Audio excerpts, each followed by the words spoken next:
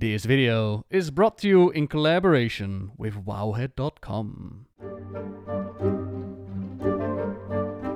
Hello everyone! The Infinite Dragonflight is done studying the Mr. Pandaria time period and moves on to Legion to figure out what saved the world of the biggest Legion invasion ever.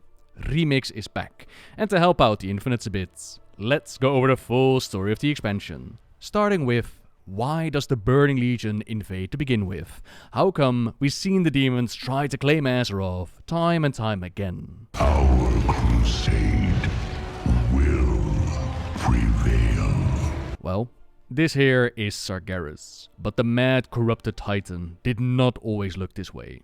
Once upon a time, he was the noble champion of the so-called Pantheon, fighting against the evil of the universe, as the rest of his brothers and sisters traveled the great dark beyond, which is what they call Warcraft space, in search of more of their kinds. More world souls, more slumbering titan spirits that they could help wake up and add to their ranks. During his many battles, Sargeras would fight against all kinds of evil, including demons that kept on respawning, as demons require some special ways of killing them. Otherwise, they can only truly be slain within their own domain, or you'll see them recover and come back later. So to stop that, Sargeras decided to build them a prison instead. No death means no respawning. Confinement on the prison world of Mardum, where the numbers kept growing and the fell magic kept rising. Then Sargeras learned about an even greater evil than the demons. The plans of the Void Lords and their old gods, infecting worlds and corrupting the souls inside. If they would succeed, the creature born would mean the end of the universe. The Void would be all-consuming, and for the first time in his life, the champion of the Pantheon felt fear in his heart. To stop the Void Lord's plans of corruption, Sargeras decided that he was going to purge the universe, burn away any and all corruption, even if that meant slaying those slumbering world souls. Life had taken root in the universe before. After scouting it, there might be a chance for life to come back. But if the Void succeeded, that was gonna be it. Nothing would be left but an all-consuming darkness. He tried to share his vision and ideas with the rest of the Pantheon, but they couldn't believe what he was saying. Surely there had to be another way. But it was no use. Sargeras had made up his mind, and if the other titans weren't going to help him, then he'd create his own army, enrolling the demons that he'd imprisoned into his so-called Burning Legion. Shattering the prison world of Mardum bathed him in the collected fell powers, corrupting his being, and turning him into the mad titan we know and love. The Burning Crusade was on its way, while the Pantheon chose a completely different route. They also discovered a slumbering world soul infected by the old gods. But instead of destroying it, the Pantheon brought order to the planets, took a note out of Sargeras' book, imprisoned the old gods, which gave Azeroth the best chance at an uncorrupted life. And that's why the planet has been such a major focus point for Sargeras and the Legion, as the Pantheon, with their work finished, left Azeroth behind. And when they ran into Sargeras, they told him about what they'd done, hoping that this great news could still change his mind. But it was a foolish last gamble, as Sargeras was too far gone. He struck down the Pantheon, and now knew that Azeroth was out there, somewhere in the great dark beyond, a target for the Legion to take out. And I've been asked many times before why Sargeras didn't just show up and instantly destroy the planets. Part of the reason is that it would make for a very short story, but another reason would be the distance and knowing where the planet is located. A problem that the Burning Legion would figure out, would overcome, considering the many, many times that we've seen them go after the planets. The solution to the problem would be portals. Magical gateways that would allow them to come in and wreak havoc. But the more powerful the being trying to come through the portal, the more powerful it would have to be. Which is why Sargeras himself has come close, but never actually set foot on the planet. The closest he got was using an avatar, something that held a sliver of his power, which is how the Guardian Aegwynn was able to defeat it, imprison the avatar within the now named Tomb of Sargeras. But all this time, all these thousands and thousands of years, the Lord of the Legion knew about Azeroth, and he wouldn't give up. The infinite might of the Legion would keep on coming back to try and claim the world. One of those times would go down in history as one of the most important moments on Azeroth, the so-called War of the Ancients. Entranced by the power they offered, our queen betrayed us to the ruin of the world. Xe'ra, advisor to Queen Azj-Kahet, was the first to get in touch with Sargeras through their magics on their Well of Eternity. He informed his queen, and she imagined a wonderful future together with the Mad Titan. They wanted to bring him in and have him purge the world. So they used the Well of Eternity to fuel their massive gateway, their massive portal, and get Sargeras to come over. Their plans ultimately failed as resistance rose up. Azeroth still stands over 10,000 years later, but did not come without great sacrifice. One that was willing to sacrifice everything, that was Illidan Stormrage, who acted like a double agent, pretending to want to work for the Legion. But infiltrating the palace and trying to deceive someone like Sargeras is no easy feat. Just to make sure that the elf understood who he was up against, Sargeras burned away his eyes and marked him as one of his own, the first of the Demon Hunters. Shown how foolish it would be, how infinite the might of the Legion is, how their victory was merely a matter of time. And yet... We are doomed. Unless we find another way to fight them. And I will find that way. Sacrificing everything, doing whatever it took to get the job done. The Legion was defeated this time around and sent back to where they came from, yet the magics on the well, it meant the sundering of the land. Azeroth would never look the same again, while Illidan's perceived crimes landed him in prison for life. Warning them how foolish they all were. The Legion was gonna come back, and they would have to be prepared. Stormrage would be proven right. Released from prison during Warcraft 3, which is 10,000 years later, to help against yet another Legion invasion. Ending in victory once more, and Illidan once again punished, banished from his homelands and hiding out in Outlands. No matter though, the true mission was still before him. Bring low the Legion itself. More elves were trained in the ways of the Demon Hunter. Magic and power was gathered. Gateways and plans locked in. Plans that nobody else knew about. From the outside looking in, Illidan looked to be the next big bad to take care of during the Burning Crusade. Which we did, ending his life at the top of the Black Temple with his demon hunters imprisoned. Illidan's body was sealed away, but remember how demons can only truly be slain within the domain. The same goes for the demon hunters. Illidan's story was far from over, nor was Sargeras done with his Burning Crusade. The Burning Legion has returned. Alternate Gul'dan unleashes powers lingering at the tomb of Sargeras, providing a massive gateway for the Legion once more.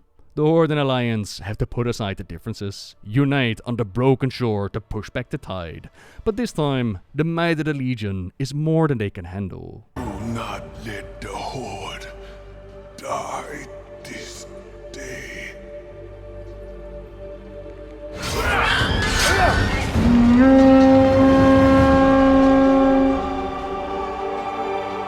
No, she wouldn't. I knew it!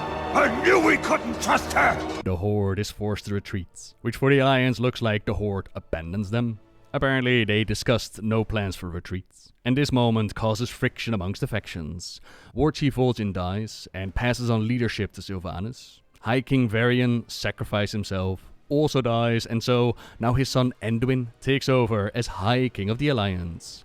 With Red and Blue hurting and pointing fingers at each other, it is going to be up to us to pick up the slack, lead the charge, and form our mighty order halls. Unique class stories, with followers to recruit and mounts to earn, each spec getting their own mighty artifact of legend together to wield in the war against the Burning Legion, with scrolls of lore detailing their history and importance within the story. Now to go into all of this would take a bit too much time, but I do have a playlist linked down below if you're interested in all the details. Just know that each class pulls its weight and brings together the might we need to stand a chance. Not just the classes we know either, the situation is so dire that Illidan's imprisoned demon hunters are set free again to join the fight. Their lord would have been a great ally as well, besides You know, the whole being dead thing, but that's something we'll fix later on. Beyond numbers and power, we need to come up with some way to reseal the gateway at the Tomb of Sargeras, to stop that infinite flow of demons pouring in. And for that, we were going to need something special. When the Titans brought order to the planets, they left relics behind. The so-called Pillars of Creation. There was the Aegis of Aggramar, Tear of Elune, Tidestone of Golganeth, Hammer of Kaskarov, and Eye of Amantul. Scattered around the Broken Isles, we'll have to go around and make some new friends, defeat some enemies, and claim them for our cause.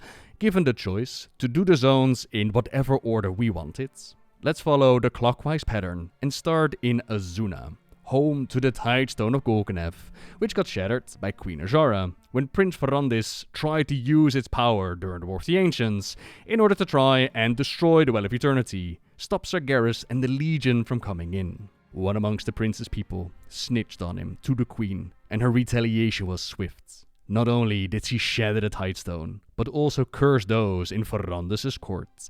10,000 years of damnation for 10,000 elves, unable to taste the sweet release of death, even when they try. The people are not happy with their prince, or for daring to go against their queen and try to do what was right.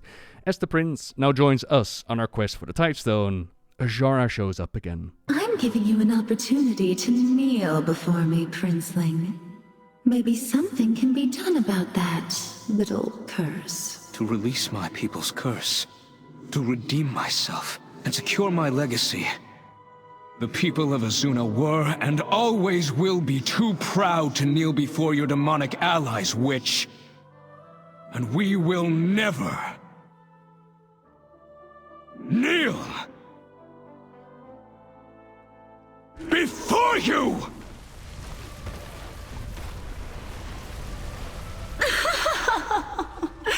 My wrath is coming.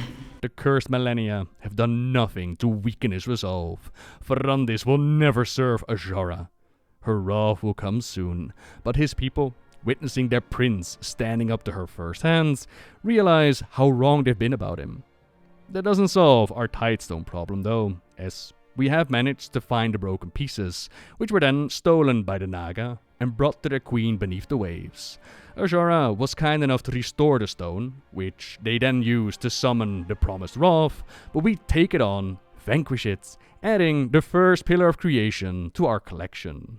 Next is Val'sharah, home to the Tear of Elune. And what's interesting compared to the other pillars of creation is that they're named after well-known titans. So how come one of them is named after Elune, goddess of the Night Elves, seemingly connected to the realm of life?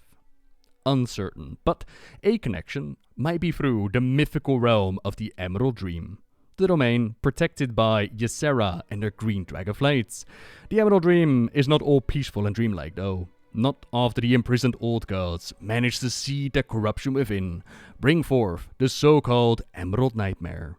Its corruptive nature has spread throughout the dream, manifested in the physical world. A story which they mainly told within the novels, as during the War of the Ancients trilogy, we saw Malfurion Stormrage take on Xe'vius, that advisor of Azjara. Xe'vius lost the first battle, and his spirit ended up in the hands of Sargeras, who ripped him apart, reformed the bits that pleased him, and sent him back as the first of the Seder, to continue their mission of bringing in Sargeras and corrupting more of his kin. Xe'vius did not take kindly to Malfurion killing him though, so he decided to kidnap Malfurion's sweetheart, Tron the Whisperwinds, which was a bad move on his part. Malfurion is quite the powerhouse, at least in the books, and turned the Seder into a tree. In that form, Xe'vius got into contact with the imprisoned old gods, and now embraced their powers, becoming the Nightmare Lord and spreading the Nightmare's influence further. Even the Night Elves' home of Teldrassil was corrupted, and you might remember missing Malfurion during Classic. That's because, at the time, he was being kept in a coma, trapped within the dream, in the clutches of the Nightmare Lords. Don't worry, he'd get out of it in the books, defeat Xe'vius, cleanse the corruption, push the Nightmare back as far as they could. Even back then though, they knew that the Nightmare was not entirely defeated, was gonna come back, and that's what we see here in Val'sharah. The corruption oozing over the area, strong enough to even take over mighty demigods like Cenarius, and seeing Ashondo, his teacher, fall in rageous storm rage, just like Xavius wanted, pulling him into his trap. With us in hot pursuit, our nightmares made manifest, as Xavius infuses the tear of Elune with the nightmare's corruption, shoots it straight through Ysera's heart. The mighty green dragon aspect becomes trapped in nightmares, forced to strike out at her beloved compatriots. We have no other choice but to end her suffering, end her life.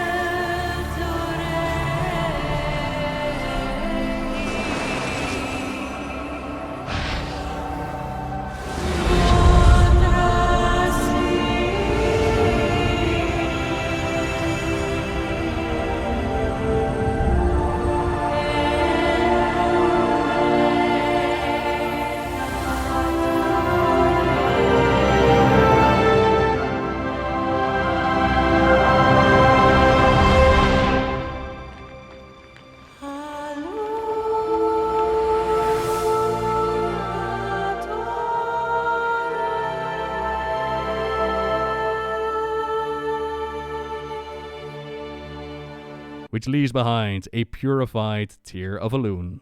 Just the artifact we needed. But of course Xavius isn't going to get away with this.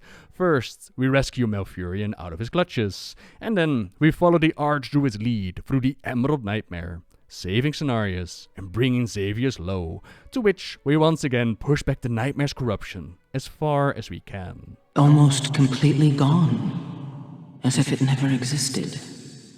But the rift is deep and vast, and somewhere down there it stirs. High Mountain is home to the Hammer of Kaskarov, a region named after Haln High Mountain, who fought here during the War of the Ancients and united the Tauren tribes. With the hammer, he managed to banish Neltharion from their lands. The Black Dragon you probably know best as Deathwing.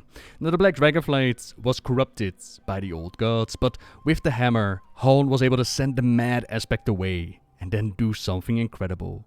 Cleanse one of Deathwing's Black Dragon eggs, bring forth the first uncorrupted Black Dragon in ages, Abyssian, or Ebonhorn, as the tribe leaders would get to know him as, guiding those that followed Haln in their role as chieftains of the tribes. But now, with the rise of the Legion, some amongst the unity of High Mountain, they believe it's time for a change. Dargrul, chieftain of the Drogbar, has stolen the hammer, set up base within Neltharion's old lair. But we managed to bring unity back to the tribes, remove Dargrul from power, and reclaim the hammer. High Mountain remembers you. Stormheim is home to the ages of Agrimar, but claiming this pillar of creation is no easy feat, as it is in the possession of Keeper Odin, and Keeper Odin loves to challenge and test those that want to claim it. Time and again we prove our worth, competing with God King Skovald, who believes that he is the only one really worthy of the relic. A declaration proven false within the halls of Valor. Not even the Legion's backing can give him the power needed to rise to our levels, proving our worth and claiming the ages. This zone also held the tail end of the faction war, that seeming betrayal of the Horde to the Alliance on the Broken Shore, but in reality it was building up much longer. Sylvanas Windrunner goes out to try and claim the power to create more Valkyr, to which Gen Greymane jumps in and stops her. I will have my vengeance! For Varian! For Gilneas! For my son!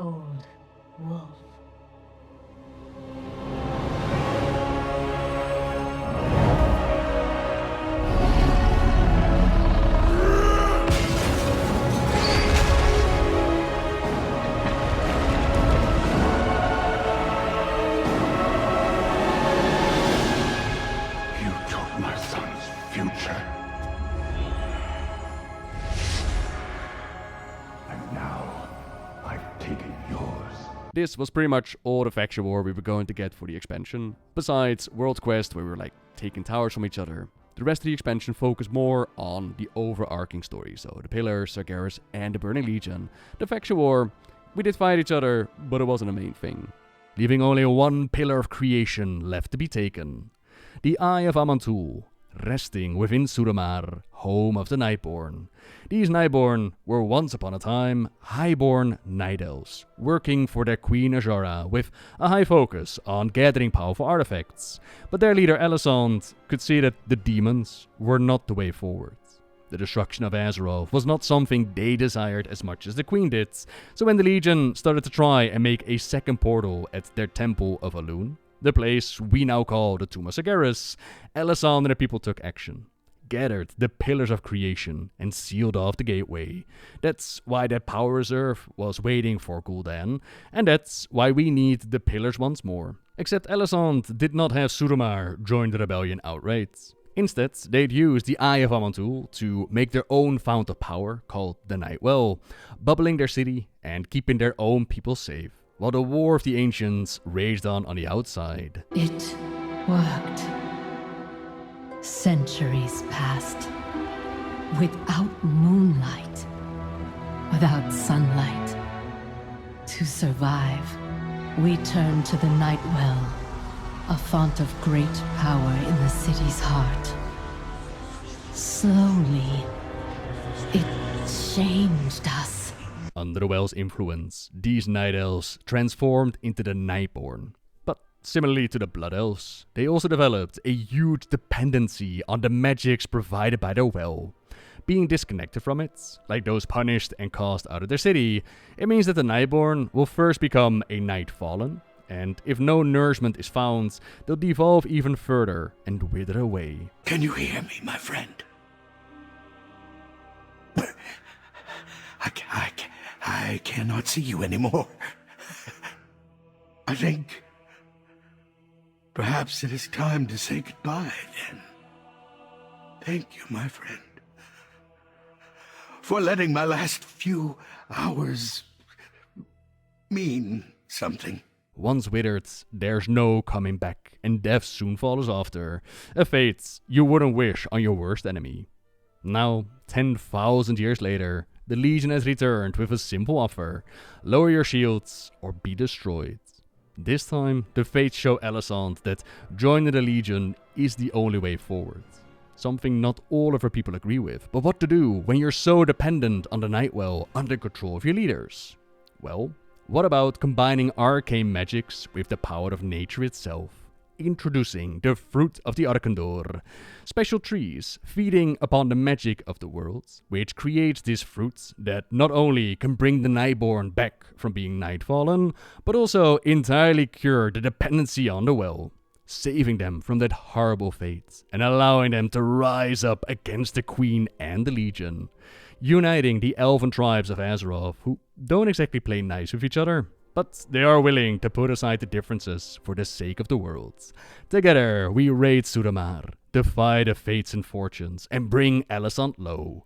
Even take out alternate Kil'jaeden and stop him from putting a piece of Sargeras into Illidan's body. Instead, we use the opportunity to place Illidan's soul back in.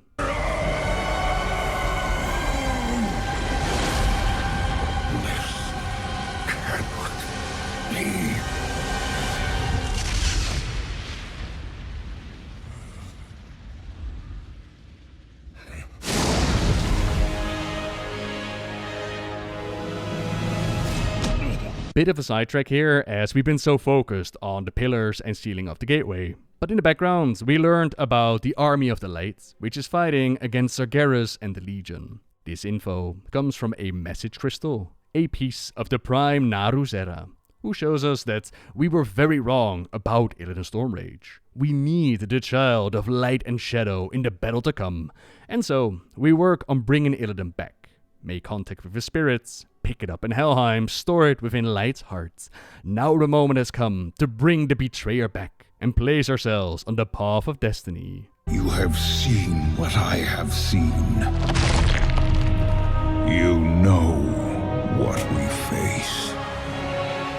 Now, mortals, Follow me into the abyss. Time to return to the broken shore, where we lost so much on that fateful day. But we have learned, we have grown, and together we assault the tomb to use the gathered pillars of creation, seal off that Legion's gateway. There's nothing that can stop us, not even the Avatar Sargeras. And after a wacky ride through the twisting nether, Kil'jaeden himself blows up, dropping us off at his home planet of Argus. This might have been the end for us, was it not for Illidan always being prepared. In his possession is the Sargerite Keystone, which allows him to not only get us away home, it also opens up a massive rift between Azeroth and Argus. As I explained earlier, one of the major things that has kept us safe from being one-shotted, that was distance and location. Now we're right next to the home base of the Legion, with the really cool detail that all across the planet, we can now see Argus in the sky. What have you done? Sometimes the hand of fate must be forced. Nothing to it but to do it. The hand of destiny has been forced. Time to join the Draenei on the prepared vessel and blast towards Argus. Return to the home planet, or, well, what's left of it. Unite with the army of the light. Our lost heroes, Illyria and Trevelyan, who we've been missing ever since they stepped through the Dark Portal way back when we journeyed through the reopened portal ourselves, back with the Burning Crusade. We reconnected with a lot of the missing heroes, like Khadgar or Dunnoff, but Illyria and Trevelyan were nowhere to be found. And for years we wondered where they'd gone, and now we finally know. They joined the Army of the Light in their 1,000 years of war. Time does not work the same in the Twisted Nether as it does back on Azeroth, so from their perspective, they've been gone much longer. Illyria's nature allowed her to survive all that time, while Trevelyan, just being a human, he's been blessed by the light through Xe'ra, a path that Windrunner couldn't follow. She has now embraced the darkness of the void, something that the Prime Naru is not exactly okay with, but that discussion will have to wait, as it's time for destiny to unfold. Bring forth the child of light and shadow. You have found the chosen one.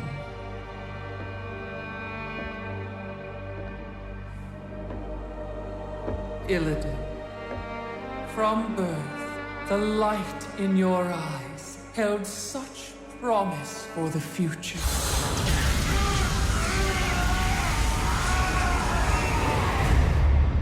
I sacrificed that birthright long ago.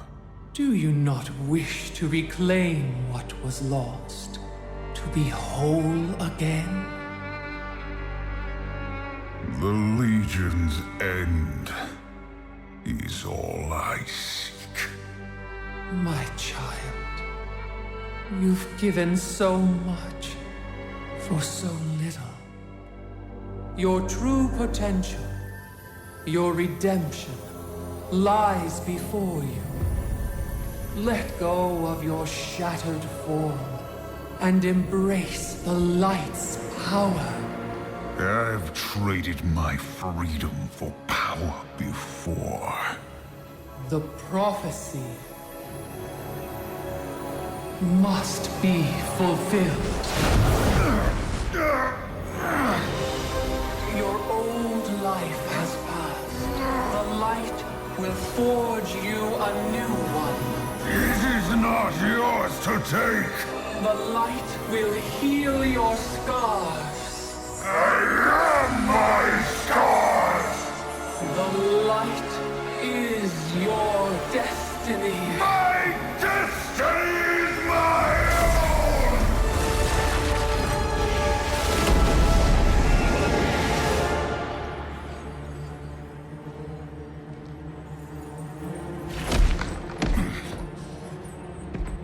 You've doomed us all! Betrayer!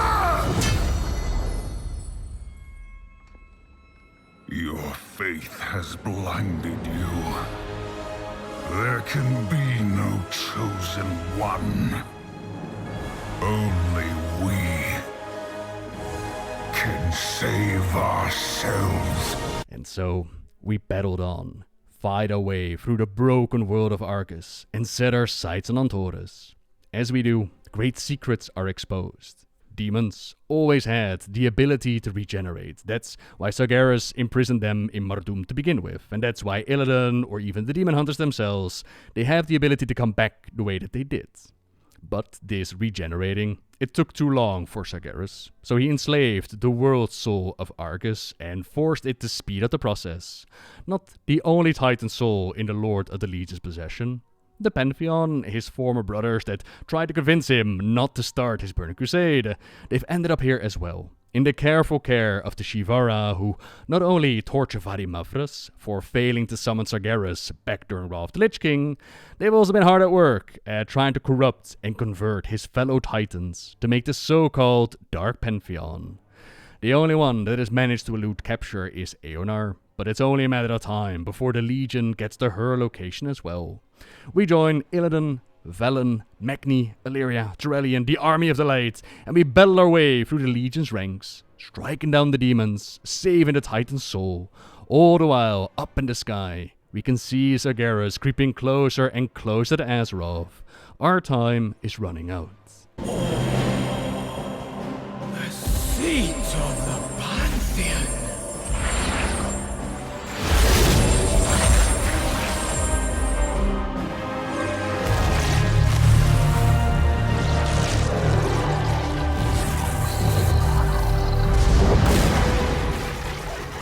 That which you have stolen will be your undoing.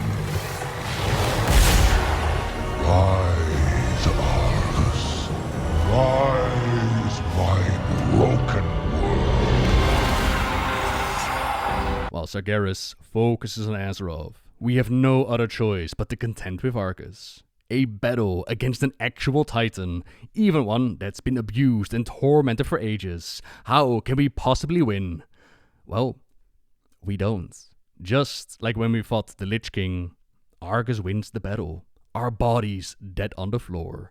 Only due to the empowerment of the other Titans, thanks to Eonar using her gifts to bring us back, are we able to stand up to Argus's epic might, slay him, and finally complete Illidan's long mission. You have done well, mortals.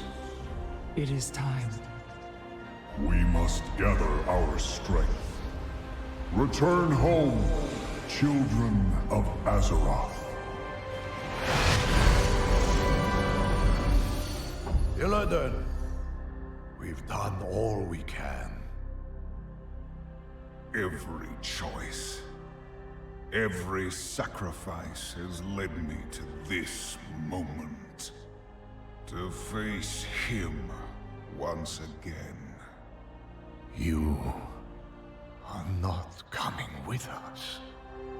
The hunter is nothing without the hunt. Did you not see this fate, Prophet? Fate. Our survival was never in fate's hands. Light be with you, Illidan Stormwraith.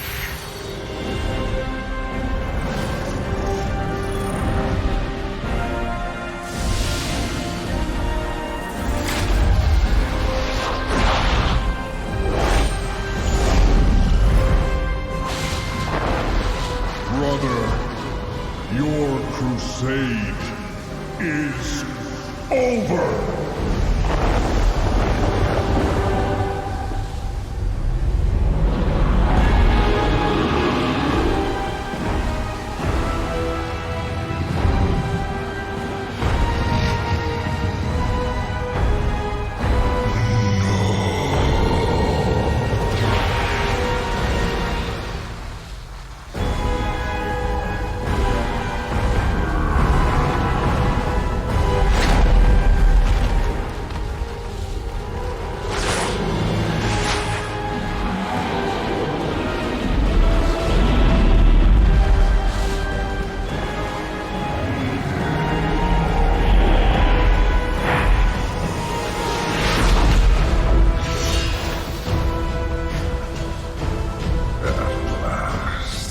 And so ends Legion. So ends the Burning Crusade. So ends the biggest Legion invasion Azeroth had ever seen. But not without one final gift left behind by Sargeras. I am certain no one will forget about that sword, and it's gonna play a vital, conclusive role going forwards. But for now, you're up to speed on the main story of Legion. So thank you very much for watching, everyone. While editing, I realized there are 3 topics that I didn't discuss so far in the story that didn't really flow well. One is the history between Odin and Helya. It's a long story, but in essence, Odin is not the good guy that they portray him as. Helya deserves way better. There are storylines here about Odin being locked away and Helya being enslaved to him and then forming Helheim. A lot of interesting stuff here, but it's more like their storyline. Then there was the patch Return to Karazhan, which basically came down to the Legion wanted Karazhan as another nexus to invade Azeroth from. And so we had to return to the corrupted tower of the Guardian Medivh. In there, we also saw an image of Medivh, and to this day, the question is still, was this the actual Medivh, or was this just an image from the tower? And as of yet, that has not been used in the story, as far as I'm aware. And finally, the third thing to keep in mind is, in the Argus patch, we have Illyria and Trellian, with Trellian being all about the light, and Illyria entering the path of shadow. She has Locust Walker as a trainer, and, to keep in mind, she devoured a Naru on the planet. Now this didn't play a major role in this storyline. It's not like she went Super Saiyan against the Argus, but it is good to keep in mind. To the outro. As I mentioned at the start, I've got a playlist full of artifact stories, order halls, mounts, followers, linked in the description down below if you want all those details. And say that you want to read up on all the things we talked about today, then make sure to check out the WoW article linked in the description down below. Hope by the time that you're watching this video that we're all having a blast with Remix. And with that, on to next time. See ya!